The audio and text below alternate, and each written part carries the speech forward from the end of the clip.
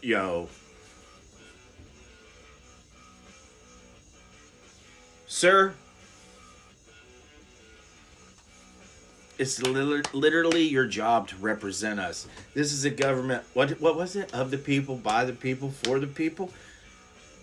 You abstaining, and also, who in the fuck is these 19 people? What the fuck? How do you vote against that? The man has overstepped every boundary. It's a 5 alarm fucking fire, and 19 of you ass wipes, and one plus this guy. What are you doing? What are you doing? What are you fucking doing? You Silicon Valley sellout motherfuckers, and we will find out who these are. You will all be primary. You're on TikTok, bro. Do you not think this is going to fucking go? Do you think this is going to go well for you? Because you tried to save TikTok, which now none of you give a fuck about anyway. All semantics. You're all on the take. It's just a fucking mafia. This is a new version. You're all on the fucking take. If you're not up beating the fucking stock market, you're fucking complacent with this. Did you not hear Bernie yesterday? The man spoke for 20 minutes yesterday. Jasmine Crockett went off yesterday. These AOC goes off. These are the only people fighting the fight. Listen to this man. By billionaires. The Trump administration is moving this country very aggressively into an authoritarian society where the rule of law and our Constitution are being ignored and undermined in order to give more power to the White House and the billionaires who now control our government.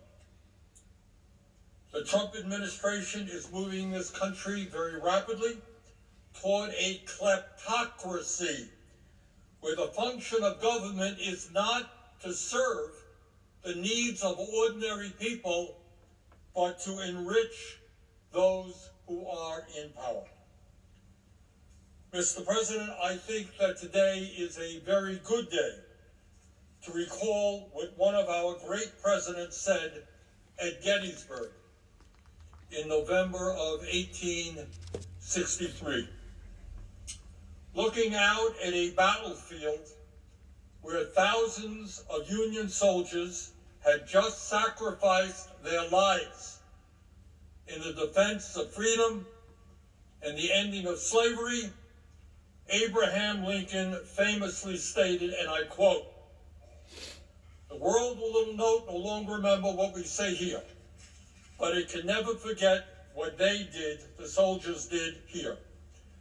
It is for us, the living, rather to be dedicated here to the unfinished work which they who fought here have thus far so nobly advanced.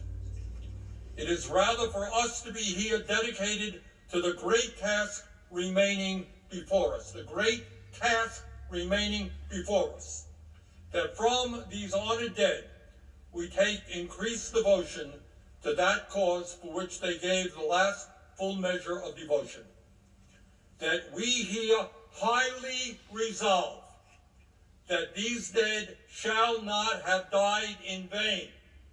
And this is how he concluded: "That this nation under God shall have a new birth of freedom, and that government of the people, by the people, for the people, shall not perish from the earth." Government of the people, by the people, for the people, shall not perish from the earth.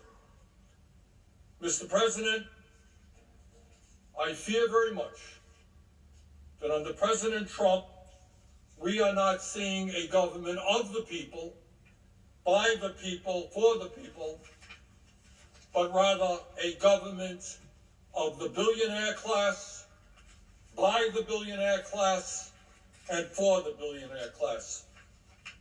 And what is really interesting is that none of this is happening behind closed doors. It's not being done in secret. It's right out there for everybody to see. Several weeks ago, Donald Trump was inaugurated for a second term as president. Standing right behind him were the three richest men in America: Elon Musk, Jeff Bezos, and Mark Zuckerberg. Combined, these three men are worth $920 billion. These three men own more wealth than the bottom half of American society,